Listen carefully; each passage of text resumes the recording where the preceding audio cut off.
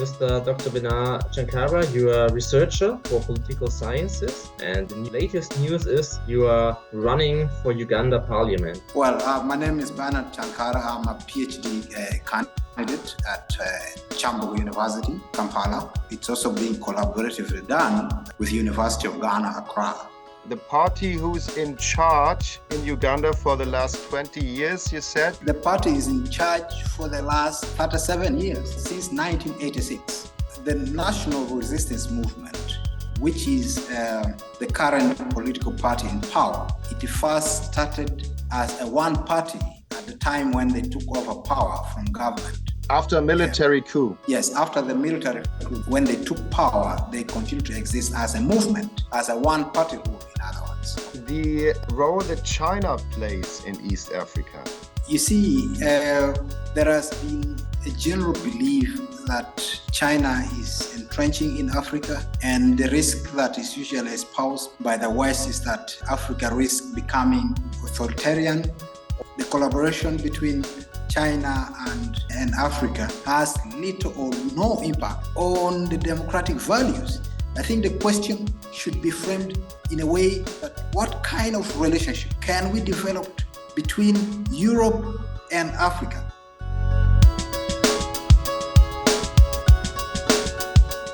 Hello and a cordial welcome to my podcast, Revaluation of All Values.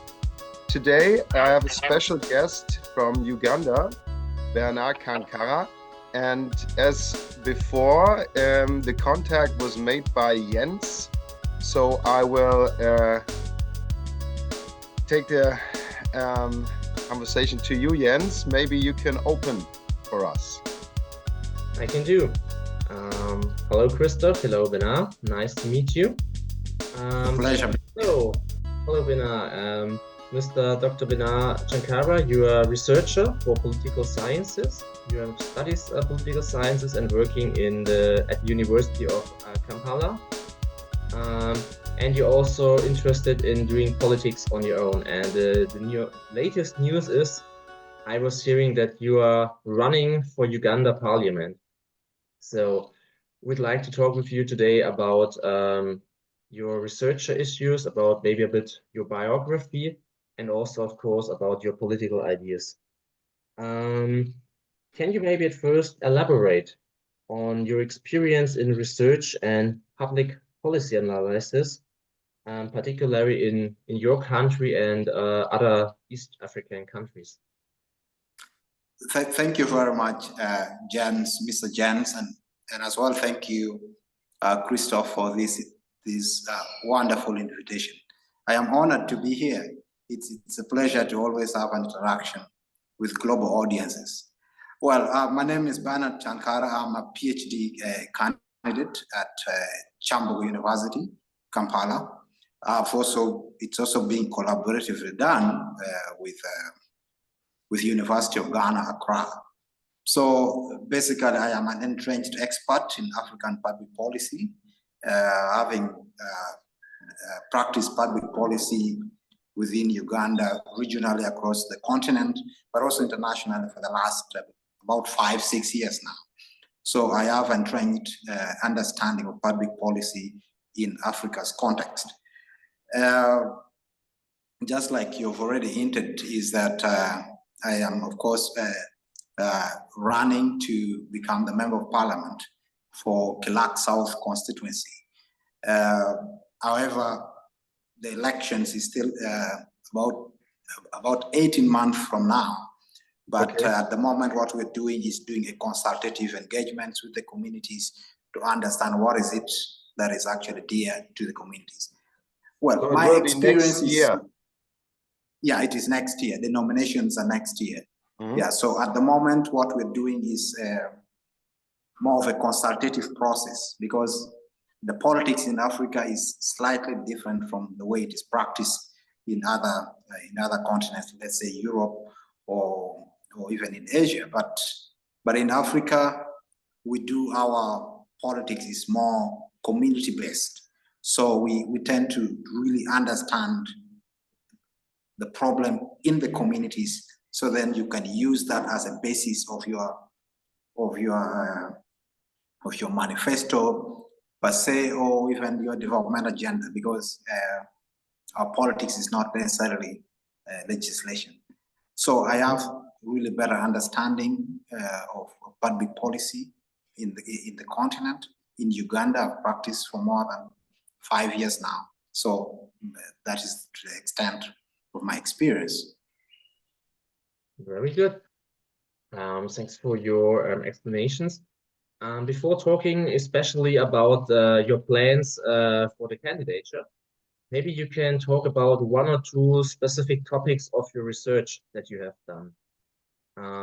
Maybe about how is the social situation in Uganda, the economic situation.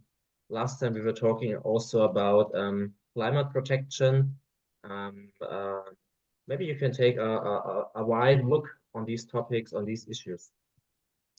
Yeah, thank you very much again for that wonderful question.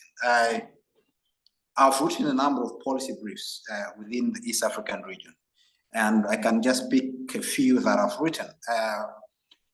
Last year, we wrote a policy brief on the East African community, and we tried to understand the nexus between economy and development and political stability within the region.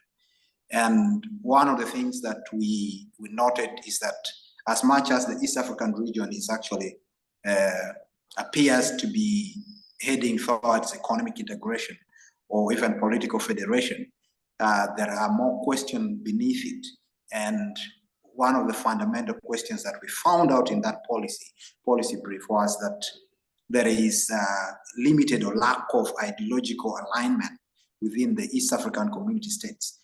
And in that policy brief, we did argue that political economic integration or even political federation is not possible within the East African region, and particularly because the lack of ideological alignment between the different states. As you might know, that the East African community now, we have about 7 countries that have joined the East African community.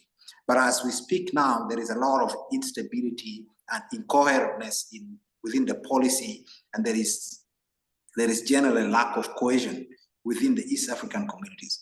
Others are security linked, others are economically linked, and all these stems towards it's underpinned by the lack of ideological alignment within the East African community. So that is one aspect of the policy brief that we wrote last. Can I add something? Because I want to talk a bit about the geography, because I don't think everyone listening knows exactly where Uganda is located. So Uganda is a landlocked country in the eastern of Africa. And we have the Democratic Republic of Congo in the west.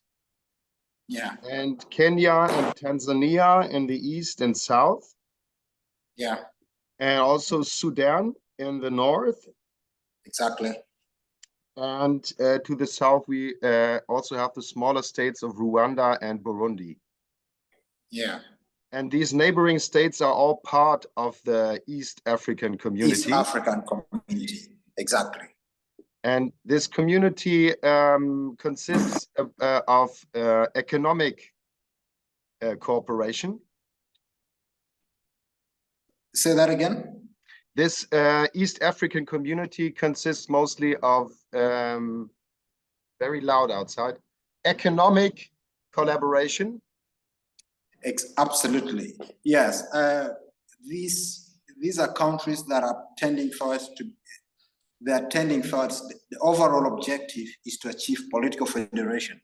These are 7 distinct states or countries, but they are, because of the geographical location of all of these countries within the East African community, we think that it's actually important that we come together as one single country.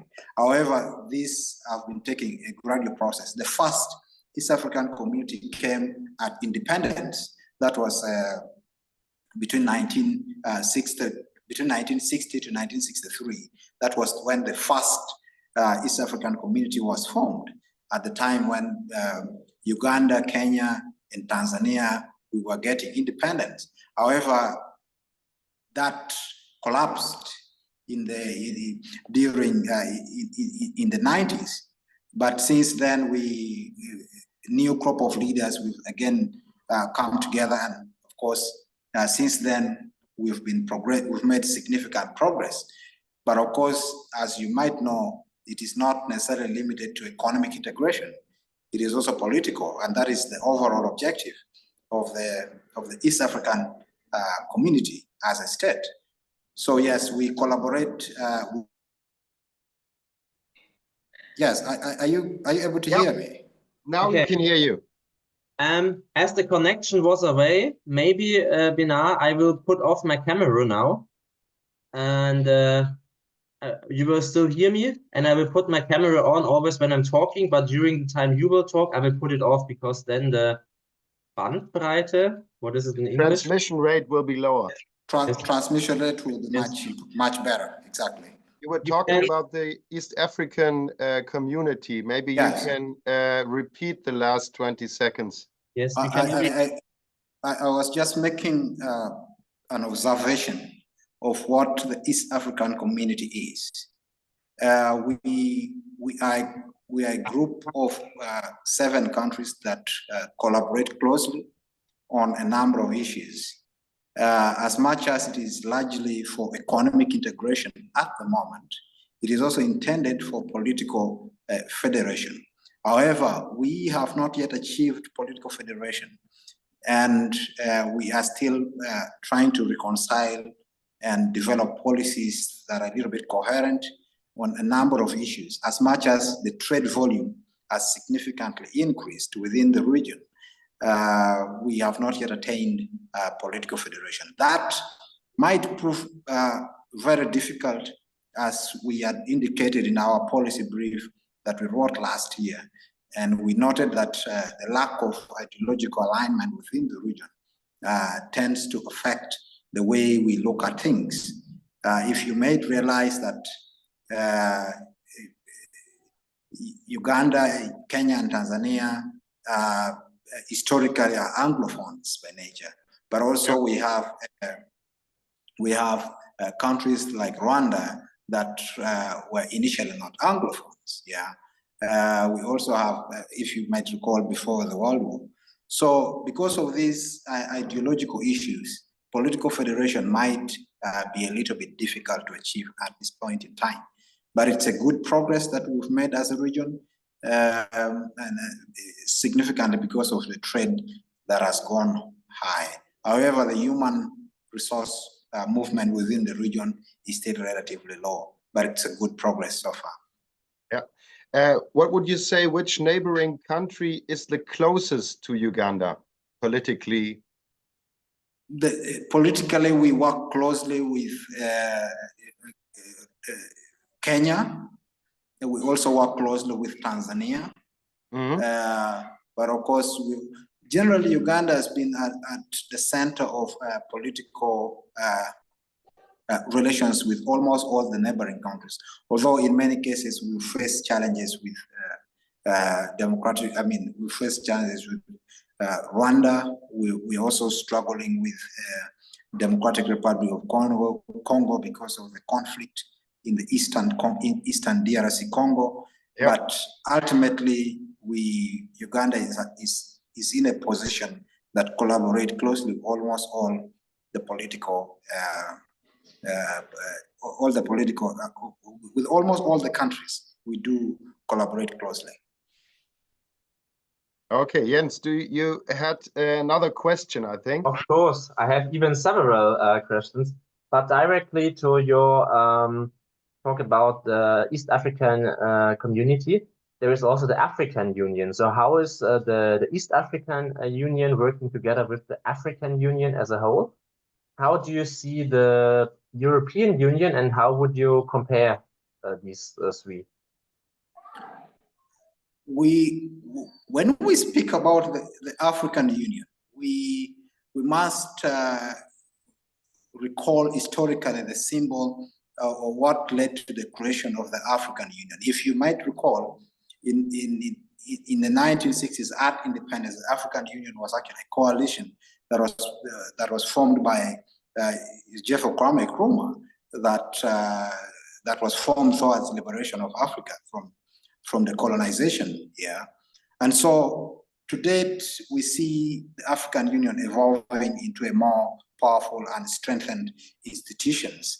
And in fact, the role that the East African community plays in line with the African Union is that critical, because at the end of it all, it's about the unity and the close collaborations that these countries are able to work.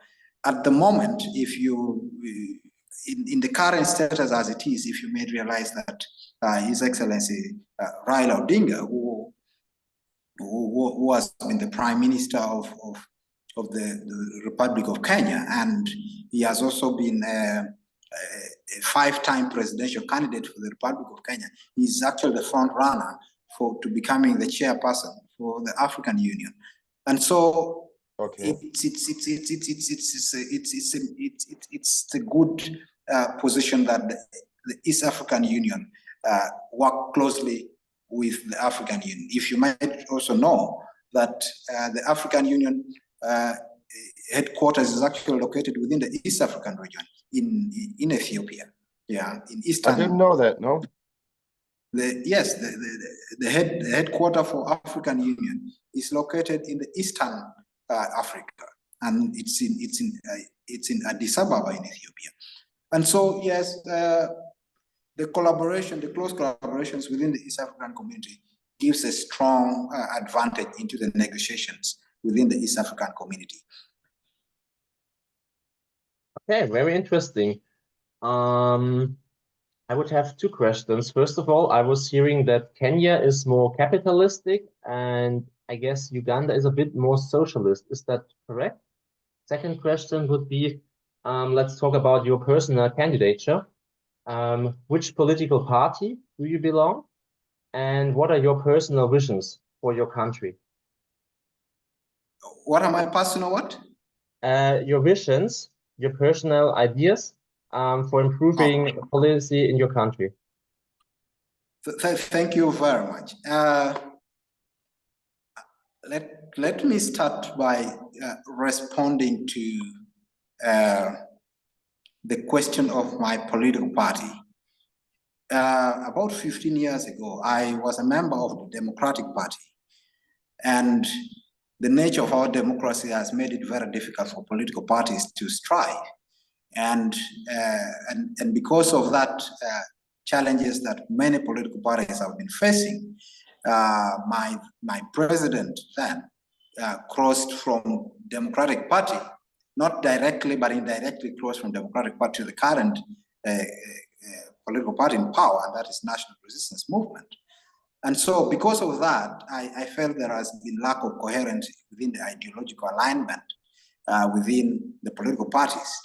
And so I opted to become an independent candidate. And because then I started to advance the work that I do as a public policy analyst, which if I was skewed toward the political alignment, then it would make it very difficult for me to advise or recommend government independently. And so then, yes, for the last 5 years, I've become an independent person, one, because of the political, the nature of my work and the policies that I try to entrench. We must come to a realization that as much as we are within the multi-party dispensation in Uganda, the political party in power, which has been in power for the last 37 or 38 years, find it very difficult to absorb policy alternatives from the opposition, yeah, because they have the majority, so they find it very difficult to absorb policy position or policy alternative from the opposition. With that in mind, and then with that in mind, and then the link with the work that I do, because at the end of it all, we want to advance policies that government find it easy for them to understand and first process and understand that these policy positions or policy recommendations are coming from an independent view, So then that made our work a little bit easy as an organization. So yes, for the last 5 years, I have adopted a little more an independent view. And even when I'm going to the constituency during this consultation period that we are undertaking, I'm undertaking the consultation as an independent candidate. That is one element. The other element is that the question of my constituency is not really, it cannot be addressed by political alignment, because later on probably I'll have an opportunity to share the nature of our politics and the nature of our communities in Uganda, because that determines whether we should be politically aligned or otherwise. Mm-hmm. So in my constituency, which is in northern Uganda, we've had political parties. The current leadership is under a political party that is called Forum for Democratic Change, which is about the second leading opposition in government, I mean in parliament. But also we've had representations from the major political party in power, that is the NRM. But the question that the communities faces are still there, because we're dealing with communities that faces serious issues of lack of access to basic education, lack of access to basic health. We have cases of women dying trying to access the hospital, which is usually kilometers away from their homes. We have cases of bad roads that people cannot easily move. We don't have good, stable market. So these are issues that political parties have not been able to address. And yet, so the question that we face might not necessarily be answered with political alignment, because we've been under political leadership, which is a political party for the last 20 or 25 years. And there has been no significant progress. So for me, it is not the question of the political ideology or the political party in power within that constituency, but it is the question of who is leading the constituency.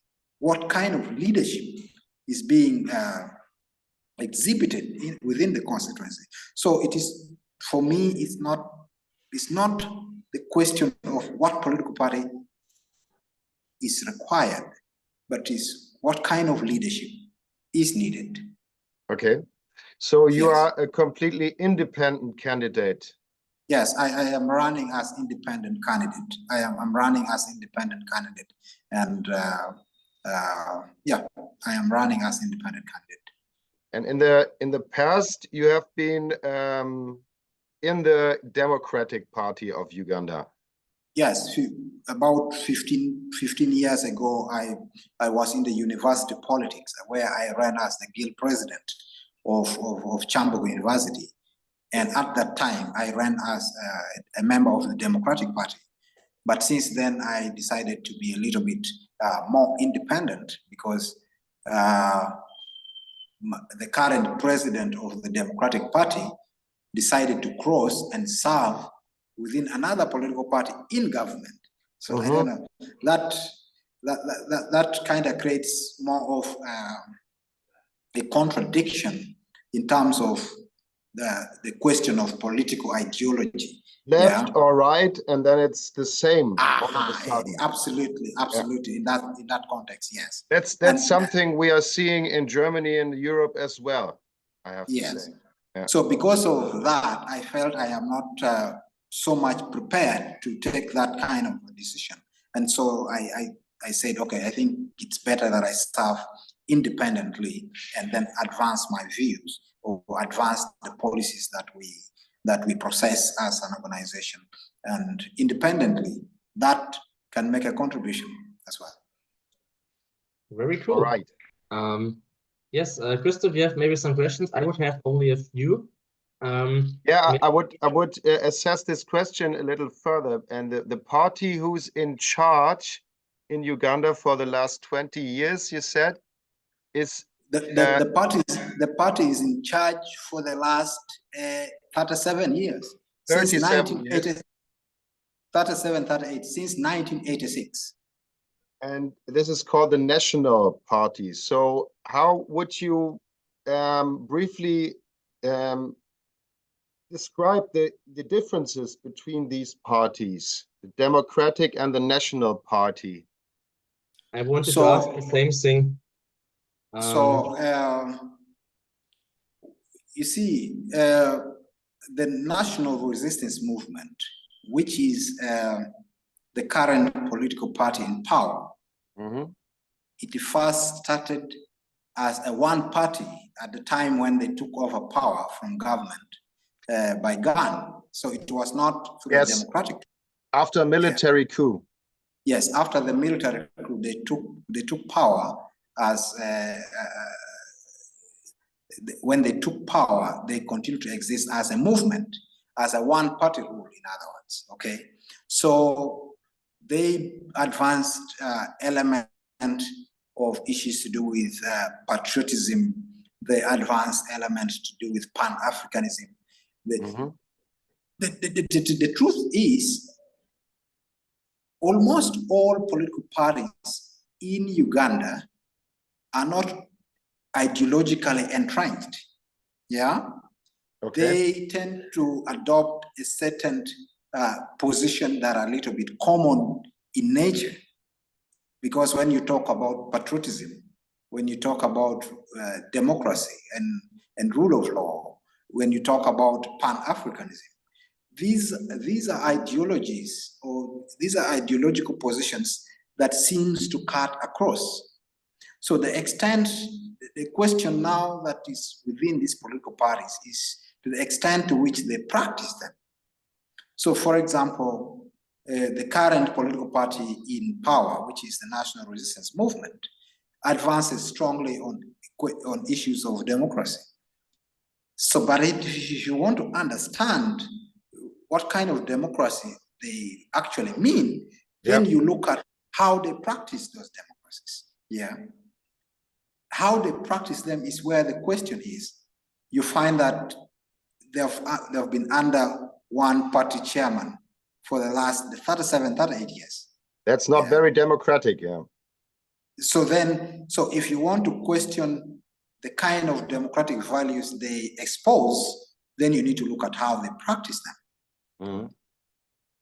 Within the Democratic Party, it is a well-entrenched political party as well. It has been there. It is the oldest political party in Uganda. It advanced strong element of democracy as well, as the name describes, a democratic party. They have been practicing elective democracy, internal mechanism, but it has not been in power before. So sometimes the litmus test of its practice can only be limited to their internal processes, which to some extent has been okay, but also we have seen element of individuals within the high-ranking positions within that political party crossing to other political parties easily. So then you also then question to the extent to which their ideology is entrenched, because if it is easy for a party chairman or a party president to cross and serve in another in another political establishment, then you then question the extent of their political entrenchment. You have been opponents for a long time and suddenly switch to the other side. That's a little suspicious, And then we have the recent one, which is the largest political party in power, which is called National Unity Platform. It's as much as they also espouse element of democracy, they seems to be more populist in nature. Yeah, they appear to be more populist. They appear to be more radical. So, but you see, for us in Uganda, I think as much as we aspire to be democratically stable, we question our major demand now is the kind of leaders that we elect. And I think that is the broad question that Ugandans should answer. What kind of leaders should we elect? Yeah. Depending, no matter the political ideology, because when you look at the nature of our political parties' behavior, then you realize actually it is not the question of political political party alignment. It is a question of who or what kind of leaders do we have. Personality. Yeah, it is more on the person. I think that is what we need as a country, is the personality. What kind of leaders do we elect? And I think that is the major fundamental question that Ugandans should ask. Yeah. Yes. So, Jens, the other question, if you could just remind me, it was about the issues that I stand for, right? Or the things that I think I should be able to do. Yeah. Well, like I earlier on noted, that the current incumbent, who is my current member of parliament in the constituency, comes from a political party called Forum for Democratic Change, and that is Honorable Gilbert. He comes from a political party that is also not in government, yeah. But the extent to which we can measure his progress or his nature of leadership, then we can then look at the nature of service delivery that is happening within the constituency, because that is the question. My constituency or my district where I come from, it's a district that is ranked the highest in poverty levels. Yeah, it is a district that is ranked among the highest in infant mortality. Mm-hmm. Yeah, it is among the districts that is ranked the highest in poor education levels, where the performance of children, high school children, pupils going to school is the lowest across the country. It's among the lowest. So these are questions that are very important. Like I said earlier, being a member of parliament in Uganda is not limited to the constitutional mandate that provides.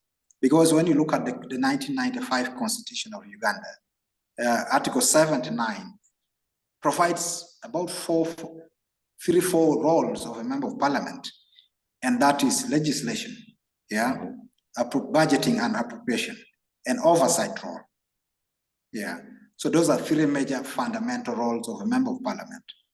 But also the other role that a member of parliament plays is having community dialogues for purpose of policy legislations, yeah.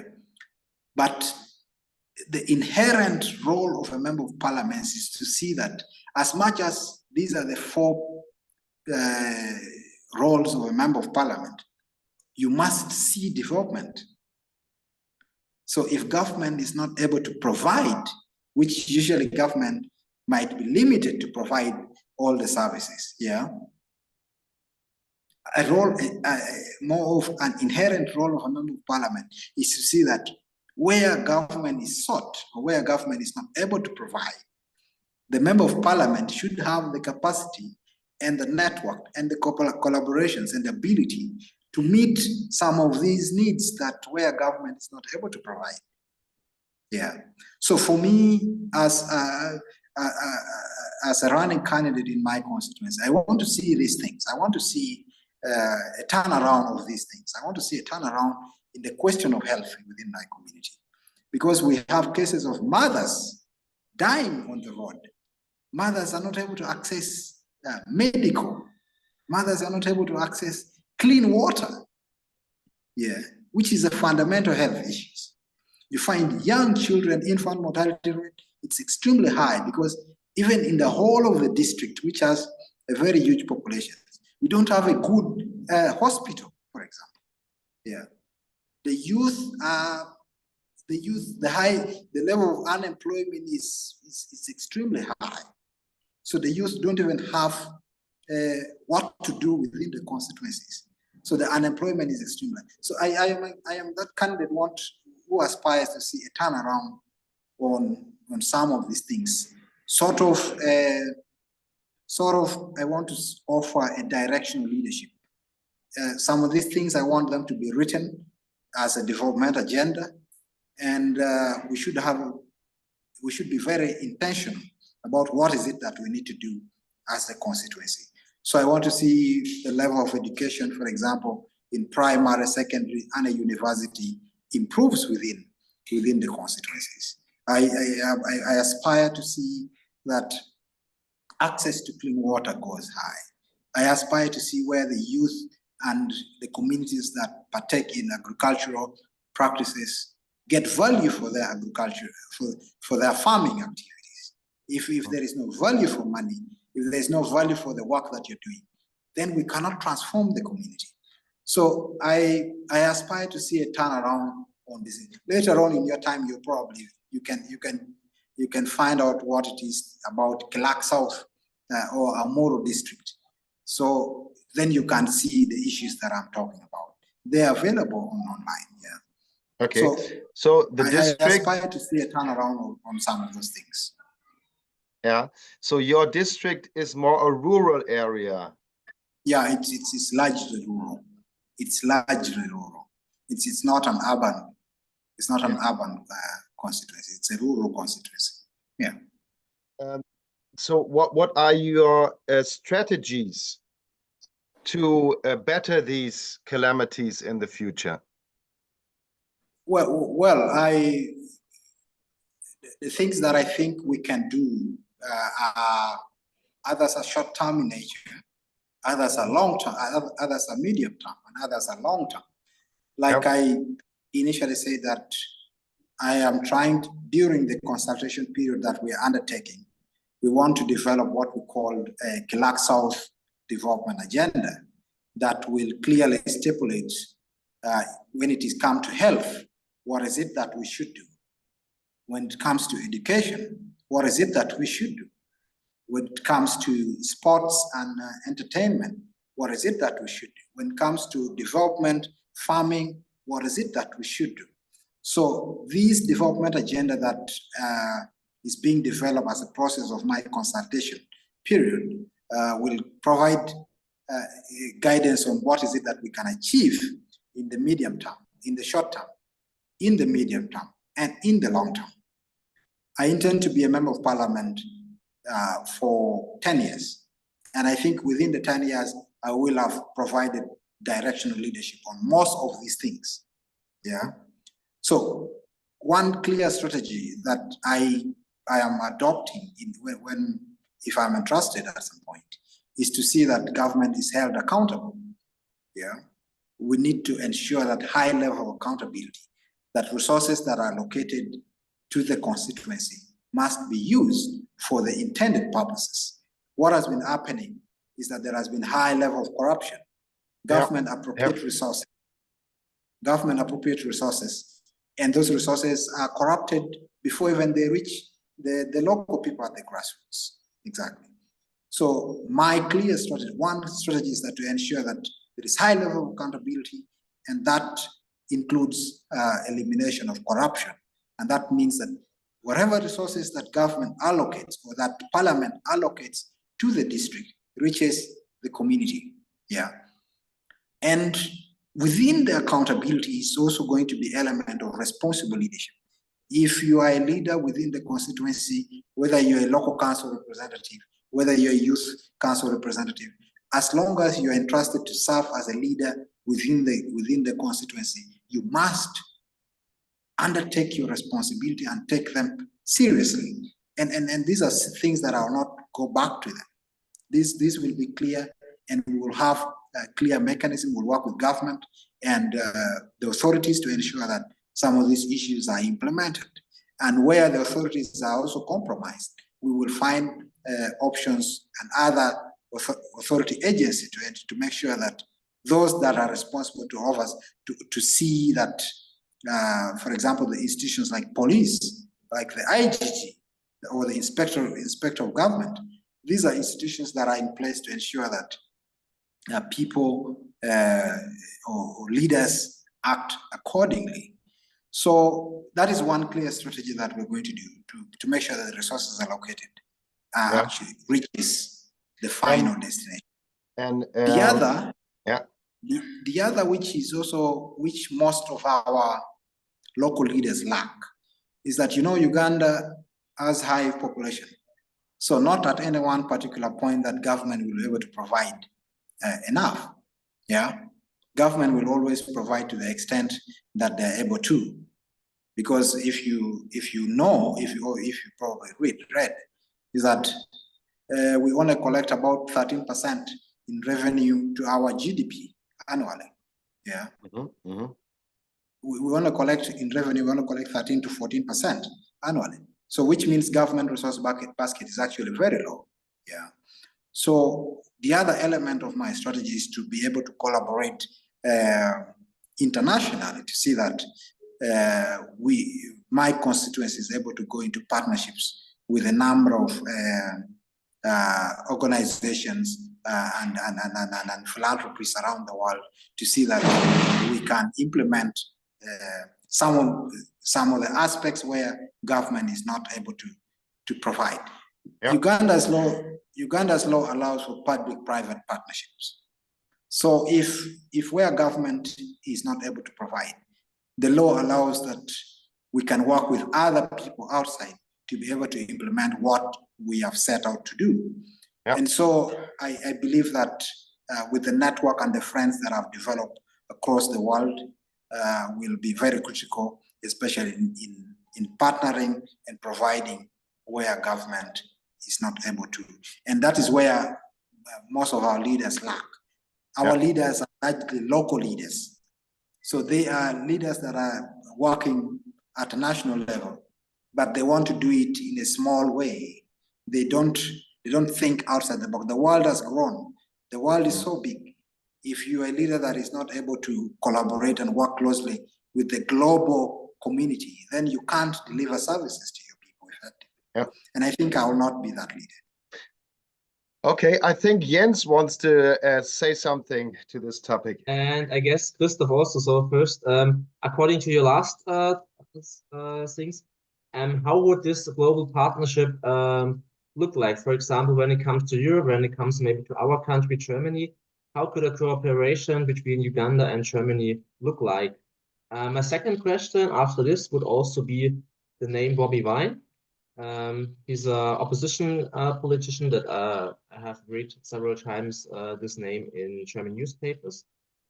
How do you think about Bobi Wine? Has he chances to become president? Would even you maybe have the goal to become president of your country one day? Yes, this would be my three questions. So first of all, one at a time. So the first one. Yes. So you asked whether what would be the nature of relationship between Germany and Uganda. For example, yes. I must say that there is a strong collaboration between Germany and Uganda. The German corporation here in Kampala have contributed significantly to the growth of Uganda.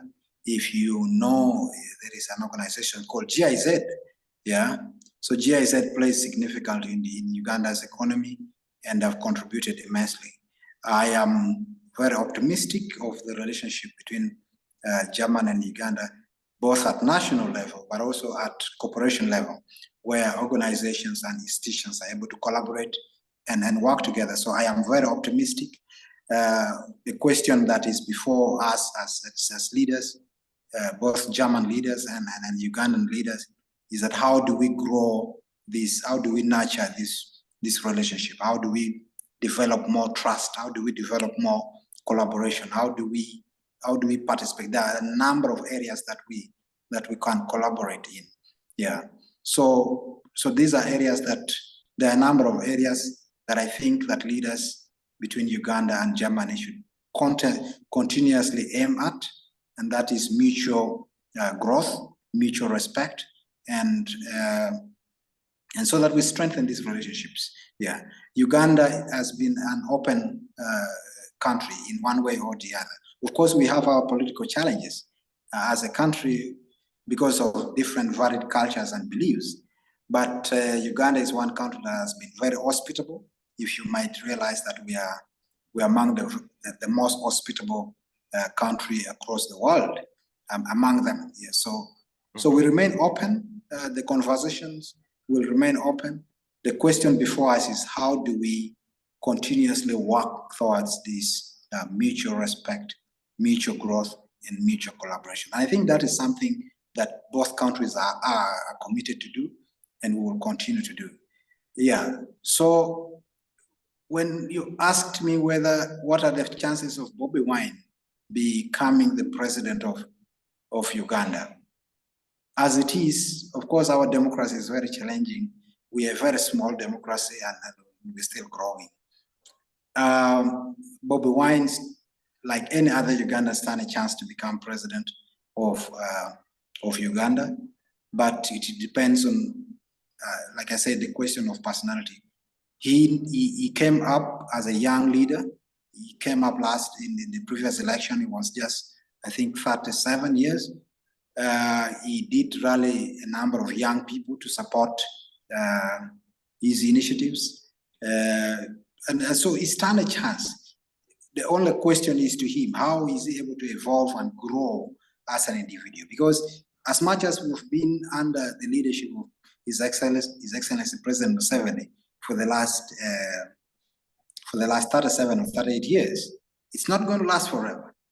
It's not going to last forever. So the question whether Bobi Wine can become president of Uganda ultimately lies with him. He's a young man like I am. He needs to find a way of how he can evolve and grow and become a national leader. As it is, he leads a political party that is largely dominated within the central region of Uganda. So to become a national leader, you must grow outside your ethnicity.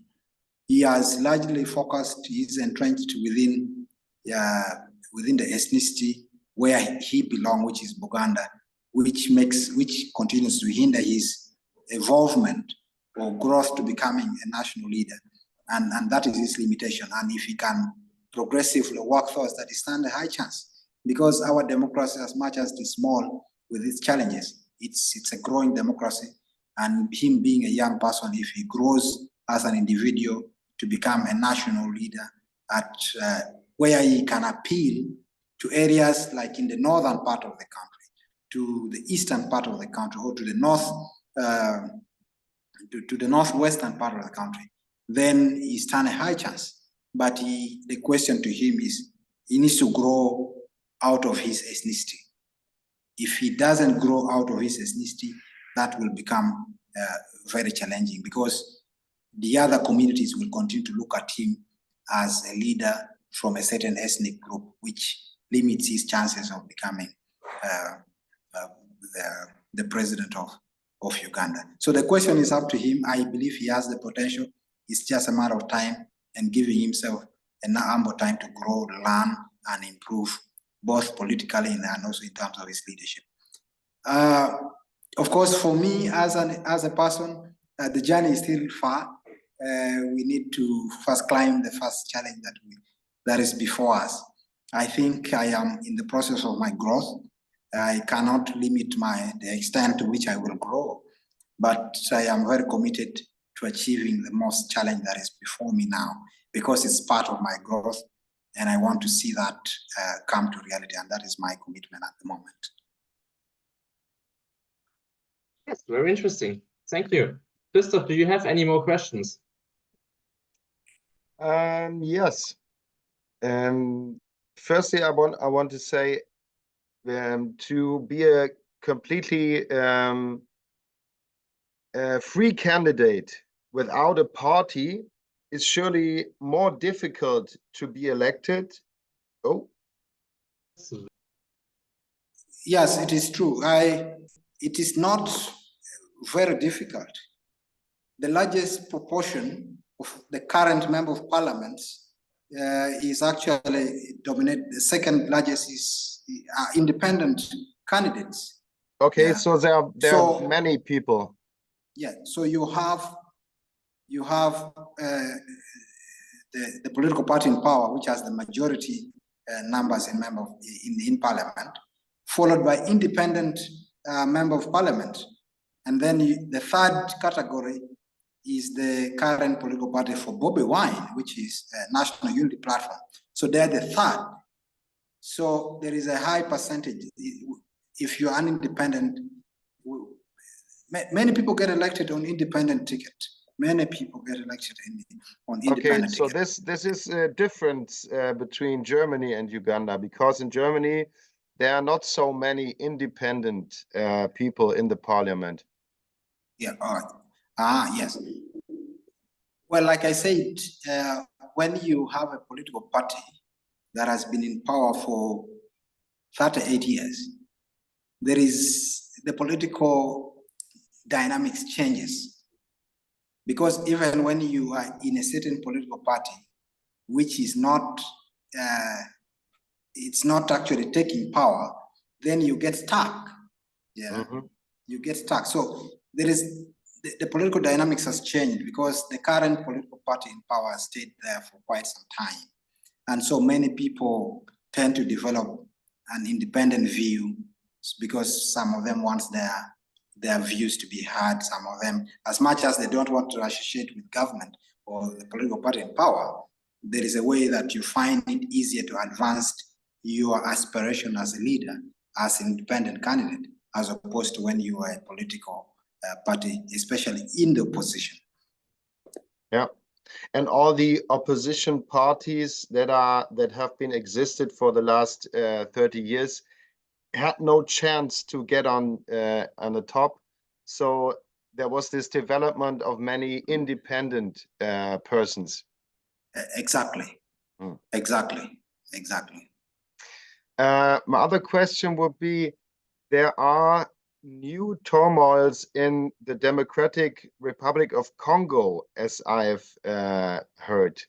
Can you tell us something about how this affects your country as well?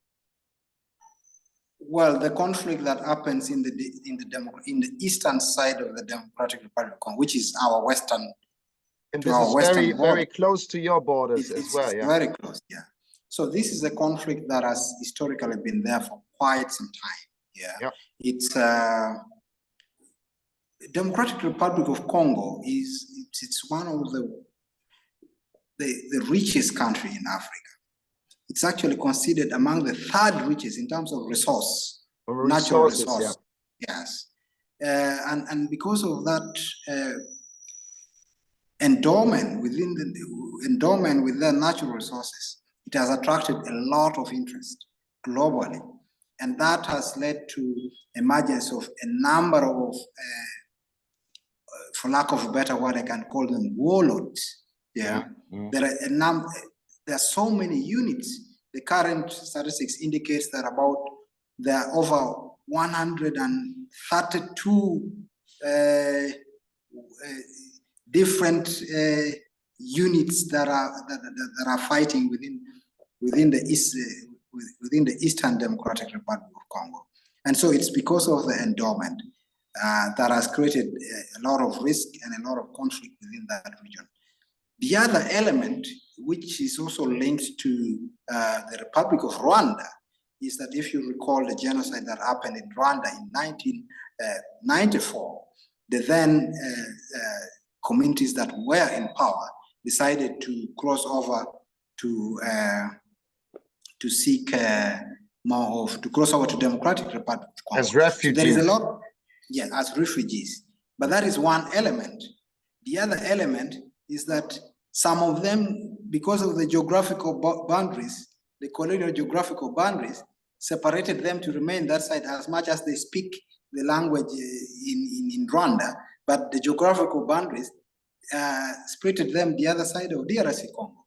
So it is caused by two elements. One is the geographical boundaries. The other is the 1994 genocide that happened and led to the refugees going back to Congo. And so those two issues has persistently created that conflict situation.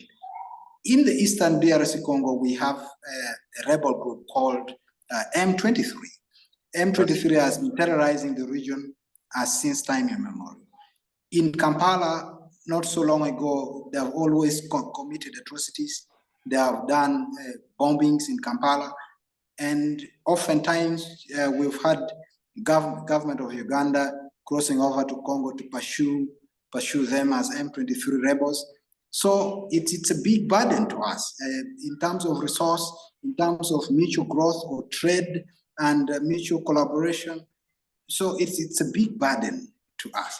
And of course, we continue to collaborate and see that we can work together as a community, but it's always challenging. Yes. The fundamental question, or the overarching question that must be addressed, lies with the Democratic Republic of Congo government, because it is within their territory. It is within their territory, and so they should work with whoever they can work with within their country, nationally, regionally, and internationally, to ensure that they develop the capacity to control their borders, because that is within their country, and they must take full control of their territorial boundaries. And each time they are not able to take full control of their territorial boundaries, it affects, because it has high level of spillovers. We are refugees. You're back again. A large sum of, yes. So majority of our refugees comes from Congo because of that because of that conflict in the East African nation in the Democratic Republic of Congo. Yeah. And so the question explain to our listeners. Yeah, to explain to our listeners and viewers, Kampala is the capital of Uganda. Yes, Kampala is the capital. And you had Uganda. assaults of this Congolesian rebel group M27 in your capital city.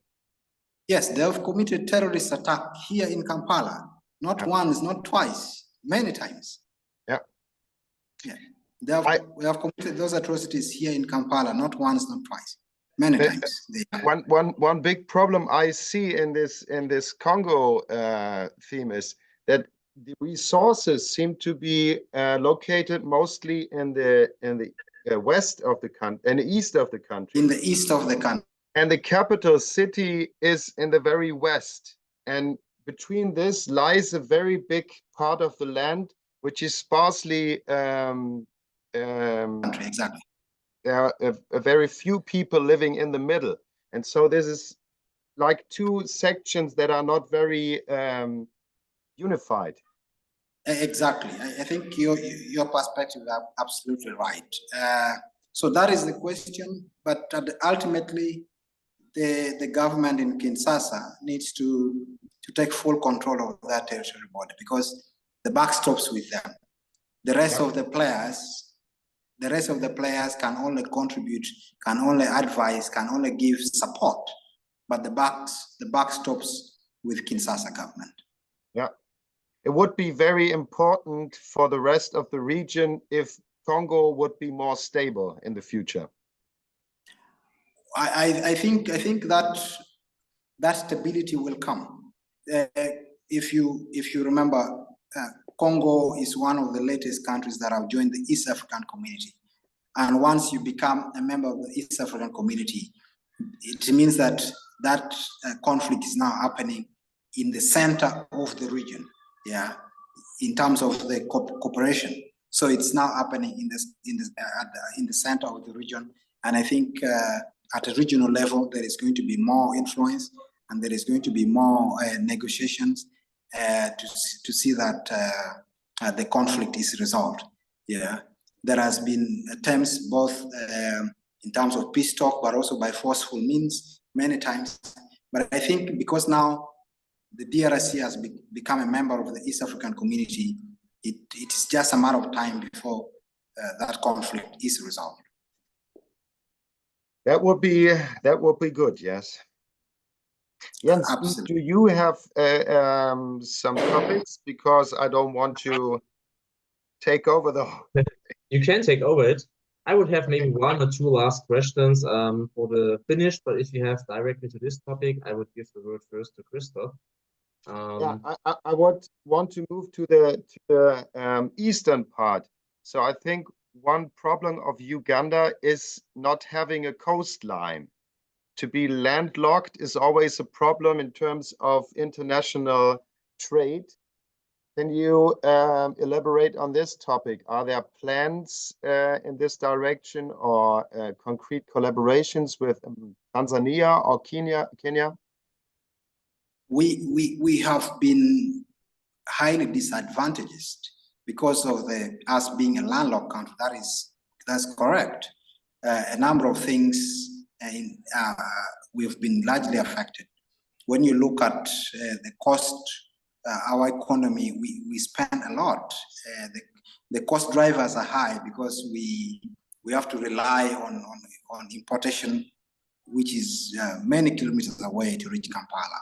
And so the cost of transporting goods from the coast to inland in Uganda makes the cost of items a little bit expensive because fuel cost goes high, and that is a major driver for a number of items. Yeah. So yes, that has affected us in many ways. However, becoming a member, as long as we continue to entrench and stabilize the East African community, such a problem continues to diminish. If you look at Uganda as a country, we suffer because we're a landlocked country. But if you look at us as a regional country or a regional bloc, the East African community, then we have the longest coastline in the whole of in the whole of Africa. Yeah. So you have a coastline that is the longest in the whole of Africa. And then you're also touching, you become a community that touches both the Atlantic Ocean and Indian Ocean. You remember Kinshasa is attaching the Atlantic Ocean, and we have a long coast within the Indian Ocean. And so if you look at it, if you look at Uganda as a part of the East African community, then it's such right a in the middle. Yes. If you look at us as part of the East African community, then the problem of being a landlocked country actually diminishes. And that is the strength of the East African community, that a country that is disadvantaged like us can leverage the potential and the proximity of its neighbors. And I think that is a huge strength. At the moment, Uganda is very progressive, despite our political challenges. It's a very busy, it's a very busy city. By day, we have a population of almost 7 million people within Kampala and metropolitan. Yes. So by day, you have a population of over 7 million people, Kampala and the metropolitan area. So the level of trade has significantly gone high, despite our limitation of being a landlocked country. That is not to say we don't have challenges. We experience a lot of challenges. Yeah. What I was thinking as I researched this video is there is a connection to the Mediterranean via the Nile, but this is not shippable, or is there any trade from the Victoria Sea along the Nile to the Mediterranean, or is there none trade? Well, the question of how we use the River Nile that links to the Mediterranean is it's broad. As you may recall, that as much as Uganda has the source of the Nile, Egypt is a country that doesn't have a lot of water. Yeah, so the northern countries where the Nile crosses largely rely on the water that comes from the East Africa, from the River Nile, and so the use of the River Nile has been more collaborative because you don't want to risk the lives of people that are in the northern region of the northern Africa. Yeah.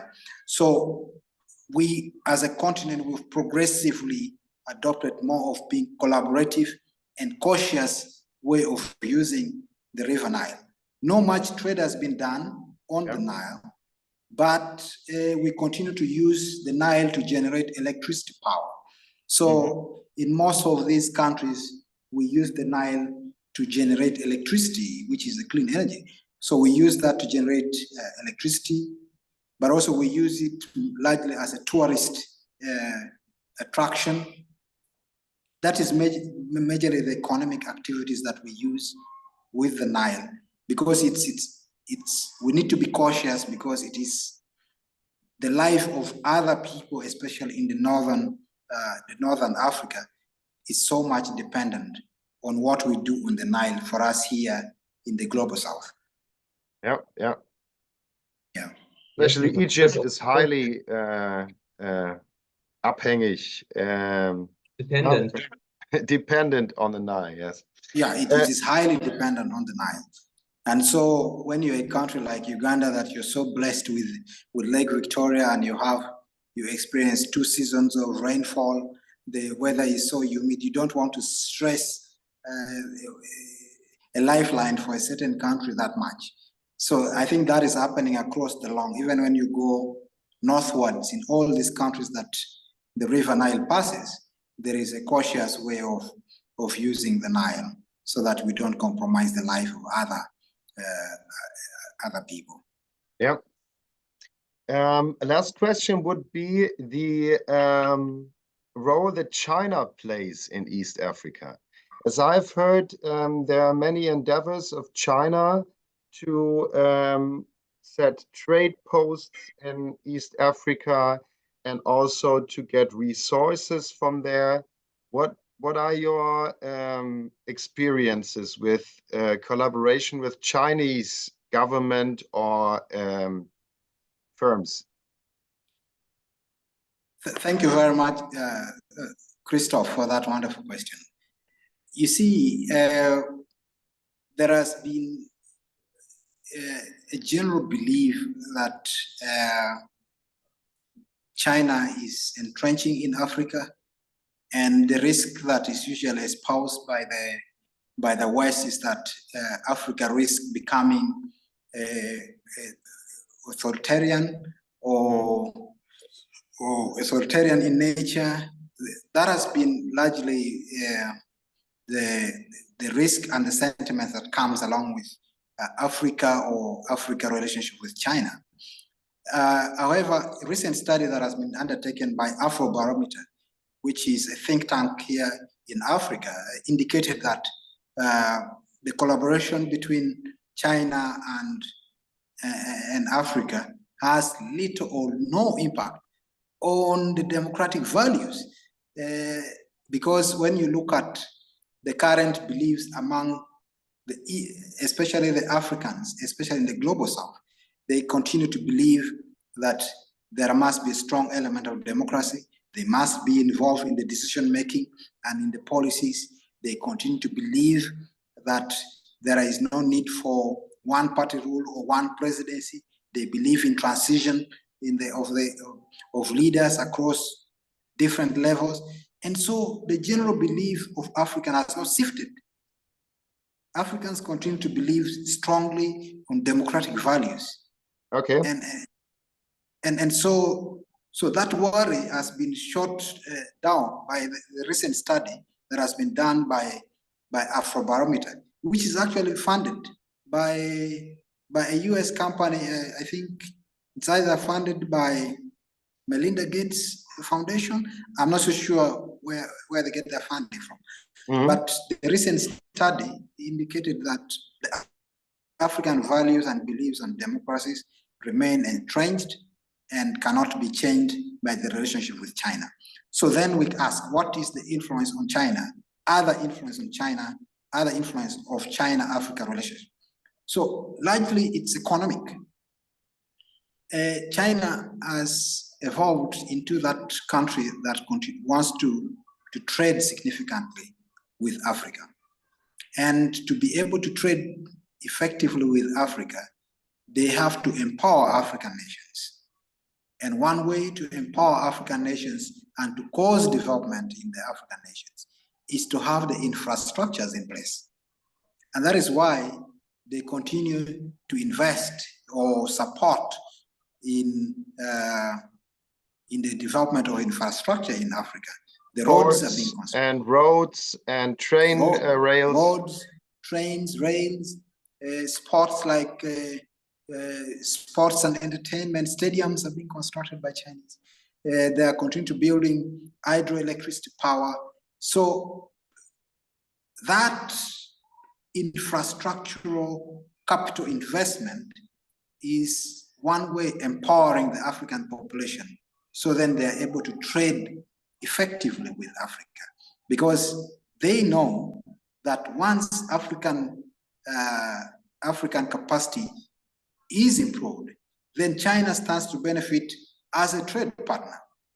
But however, is the question of the nature of the loans. Yeah. Mm-hmm. So you find China, they seem to rush a little bit when they're advancing their loans to Africa. You find that a country that is struggling to pay a certain loan infrastructure, you're already adding more loan, and that increases the burden on such an African country. So the risk is making that African country highly indebted. Yeah. Yet the capacity, the rate of your loan, the rate of your loan in your loan or grants investment in Africa is faster than the level of growth in terms of capacity and production. Yes. And because the level of growth and capacity and production is low, the risk is high that a certain country might not be able to satisfactorily pay back the loan. And that is where the risk is. And I think Uganda's collaboration with other players nationally, globally, should tend toward understanding what should be the debt structure for each country. Because if we understand the debt structure, and then we understand what amount of debt should we take in as a country, then it will help us grow proportionately with the level of investment or the level of loans, infrastructural loans that we receive. So the worry more is on making Africa highly indebted, but not changing the democratic values of African nation. Okay. That's a good point to hear, that democratic values are not in danger. To finish our talk, let's talk about Uganda as a country. It's a touristic country also, and it's called the Heart of Africa. That's right. In Uganda, you have a lot of nature spots that you can find in the whole African continent. And many of these nature spots you can find in this one country: waterfalls, lakes, tropical forests, savanna, and some more. Maybe you talk a bit about the Pearl of Africa, Uganda. Talk about the so-called Pearl of Africa, as Uganda is often called. Pearl of Africa. Yeah. Of course, as you call historically, Uganda becoming the Pearl of Africa. First of all, it's a very beautiful country. I always tell my friends globally, anywhere I move, please take time and visit Uganda. If you've not visited Uganda, then you've not moved. You can do anything around the world, but try and visit Uganda. Uganda is a very beautiful country. The sunshine we received, high level of sunshine throughout the country. We miss this very much in Germany. No sunshine. I know. We receive sunshine throughout the country. The weather is great. It's humid throughout the year. It is not extremely hot. It's not cold. So it's generally a very good country. It's beautiful. The vegetation cover. When you look at our tourism attraction, it's off the roof. So it's because of we have the deepest freshwater lake in the whole world. Lake Victoria is the only freshwater in the whole world. So it's really a beautiful country, and the people are amazing. The people are so welcoming. You will come to Uganda today and it will be like you've stayed here for the last 3 months. So you will come in today, you will fit in, and you will enjoy the place. The food is great. So literally, if you want to visit Uganda. Just visit Uganda. It's the reason why it is called the Pearl of Africa. It's because of the beauty of the country and the welcoming nature of Ugandans. As we can experience right now with you. Yeah, you should visit Uganda. You should visit Uganda. It's an amazing country. It's an amazing country in many ways. In many ways, we have gorillas, we have the chimpanzees here in Uganda. We have the elephants, and we have so much in terms of the tourist attractions. We have so much. It's beautiful. We have Germans who have decided to stay here as their country. Many. We have Germans who are staying here and have become Ugandans.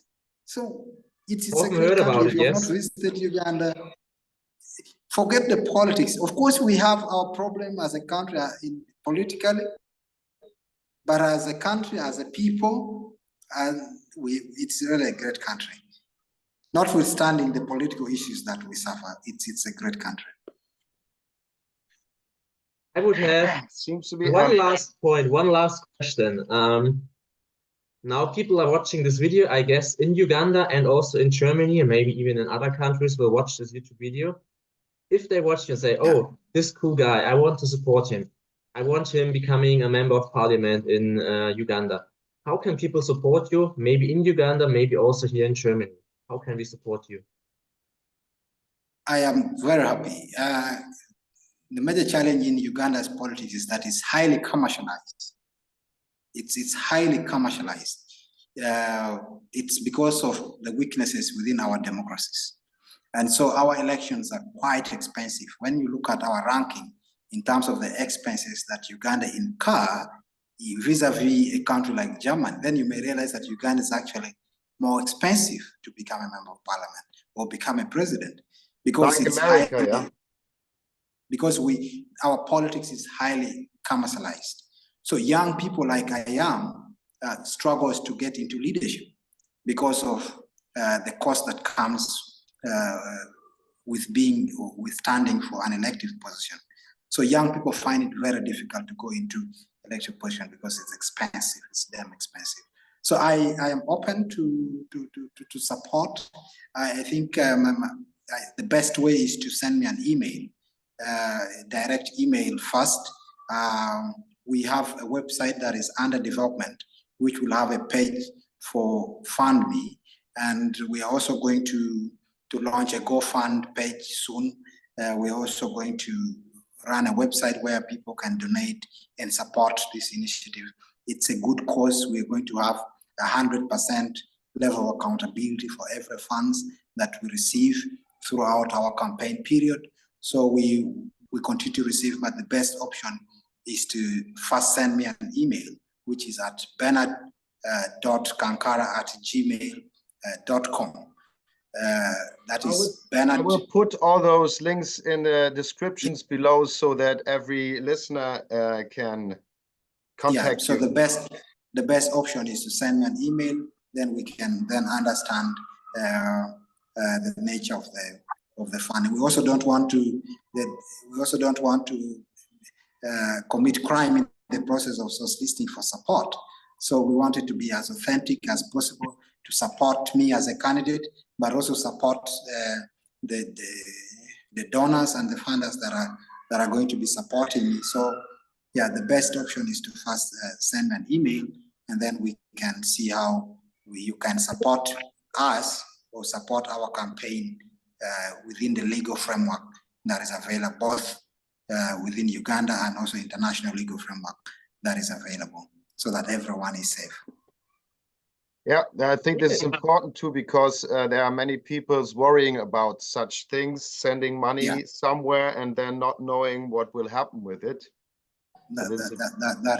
That is very true. But one thing I can guarantee to all those that will be supporting me is that we'll have 100% level of accountability for all the funds and the donations that we get towards this noble cause. Yeah. That's cool, yes. And also you will have like social media accounts where people can give you a like. And this is also, I guess, quite important. Yes, Christoph. Yeah. I just wanted to ask, where are you now? From where are you talking to us? Are you in Kampala? Yes, right now I'm in Kampala. Last week I was in the constituency, but right now I'm speaking with you from Kampala. And your district, what you have described earlier, for which you are being a candidate, where is this exactly in Uganda? In the north, south? My district is in the northern Uganda. It's in the northern Uganda. It's called Amuro district. Amuro. Amuro. Amuro is AMURU. It's in Amuro district, but within the district we have two constituencies. We have Kelak South and we have Kelak North.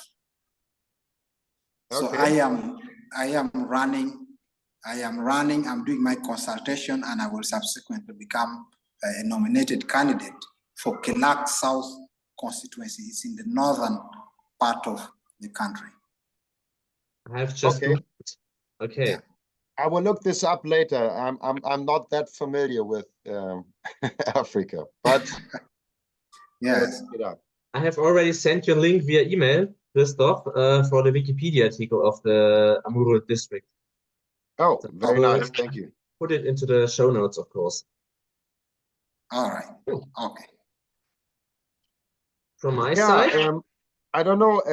Do you, Benard, have any questions for us or any topic you would like to present here at the end of this video? Well, I think at the moment I might not be able to have a direct question per se, but I want to thank you, Christoph and Jens, who has collaborated this and ensured that we have this interview done. I think it is so important, not only for me as a person or as my candidate, or as a candidate or a running member of parliament, but also for a broader collaboration between these nations. Sometimes what is most important is that how are you relating with other people, not within the continent, but global. And I think I thank you, Jens and Christoph, for us organizing this interview. I am very grateful and I look forward. Thank you so much. Thanks to you too. Thank you for having the time for the interview, because it was very interesting to get so many informations about the politics in your country, the nature in your country also, and for the possibility for people in Uganda and in Germany and maybe even in the whole world watching this video and learning a lot of new things. I just remembered I had one last topic, and this is all right. We Europeans and you Africans have a history, and there was this time of colonization, and I think we in Europe are still not sure how to get further from there. Do you, as an African man, have a meaning? Have a we ended colonization at some point. And what is your thought about how to get from this point? Well, should we have any influence in Africa at all, or retreat completely, for example? I think we continue to realize that there is no single country that can survive in the global age as an individual country without necessarily collaborating. The world has increasingly become a global village where you find it very difficult to survive if you close yourself as a single country. Yeah. So as much as we have history without has shifted and it has become increasingly difficult to survive as a single country. We've seen this not so long ago. The pandemic came. Yeah. When the pandemic struck, many countries were put to test whether you can survive as a single country or you want to collaborate. Now, countries that were finding it difficult to collaborate with other countries suffered extremely. And countries that were collaborating effectively found it easy for them to come out of the pandemic. So that was an evidence that you cannot survive as a country, even if you want to survive as a country, as an autonomous country, or as completely independent of the global village. The case of the pandemic demonstrates clearly that you need other countries, you need to support each other to be able to survive. Otherwise, you can't come out of the pandemic easily. The other case is the Russia-Ukraine war. Yeah. The Russia-Ukraine war is one element that demonstrates that no single country can survive without each other. Okay. For example, Uganda currently is processing its oil and gas. Yeah. Germany is one country that suffered as a result of Russia blocking its gas, if you can recall. So we could get it from your country, for example. Yes. So there is need for countries to continuously collaborate. What Africans are struggling for is the extent of mutual respect. Yeah. And these relationships cannot be like the colonization, like it was in the era of colonization. The question before us is, can we have mutual respect and mutual collaborations where we each respect each other's territorial integrity, we respect each country, but we work together?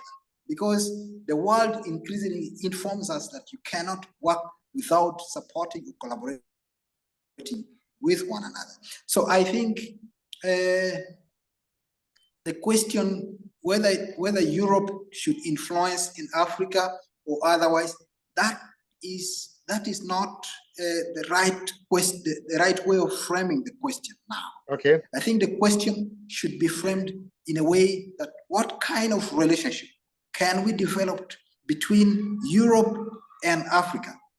That's the point. And there has been a factor which is called development aid in the past. Yeah.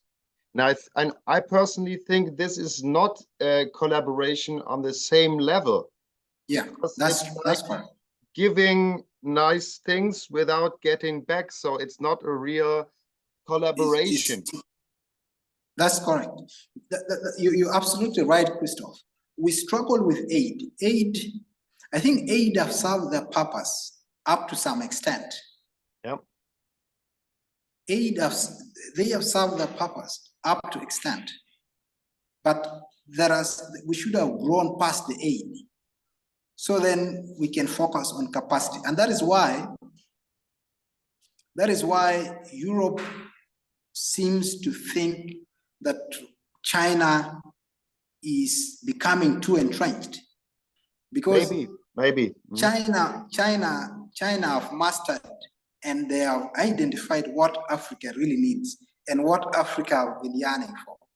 And so they are focusing on infrastructural development, which is providing capacity. It's providing capacity. Europe, on the other end, have not yet understood what exactly Africans are demanding for. Yep. At individual level, of course, we have these issues that needs to be addressed. We have the health issues, we have the HIV issues, we have a number of these issues, we have malaria issues and other epidemics. But away from that, we need capacity. We need capacity. African nations have to have the chance to develop out of themselves. Yes. To be stable and strong. Yeah. Yes, and for us to be able to develop by ourselves, we need the capacity, not aid. In any case, the aid that we give to governments are corrupted. I think this is a big problem too, yes. This raises corruption rather than lowering it. So you find European countries advancing government money or grants or funds to government, but those funds are corrupted. They don't reach the people. They don't reach the people. And because of that, Africa continues to what? To struggle. But when you come and construct roads, for example, China advance loans, they advance infrastructural loans, but also they come and do the construction. So you find that the corruption is minimized in that chain, in that supply chain. And the infrastructure built is an opportunity for the whole country to develop further. Yes, and infrastructure built is an opportunity to empower the entire community. So that is the question of what nature of relationship should we have with Europe. And we continue to advise our European friends that let's understand that Africa has become of age. We have so many elites within the continent. We have certain level of human resource capacity. But if we work at that investment or infrastructural level, then the relationship, because we have history that we cannot run away from. But we need to understand what kind of relationship can we develop now as it is. Yeah. Okay. I don't know if you have something else, Jens. Otherwise, I would say we could come to an end soon. It was a very interesting and I think highly entertaining podcast for viewers and listeners. I want to give it back to Jens for a final statement. All right. Okay. Yes. So my final statement is thanks for having your time, for giving us all these informations, and for all the people looking at this video, don't forget to give us a like. Don't forget to write a comment. We are very interested on your ideas about our talk. And to you both, have a nice day. Many greetings to Uganda and to Benard Cankara. Thank you for being here and talking. Thank you very much, Jens, and thank you, Christoph, for having me. So, until next time. Thank you very much. Thank you very much for this opportunity. All right. Okay. Thank you. Thank you too. And we'll see and hear ourselves at the next volume of Revaluation of All Values on this channel. Thank you and goodbye.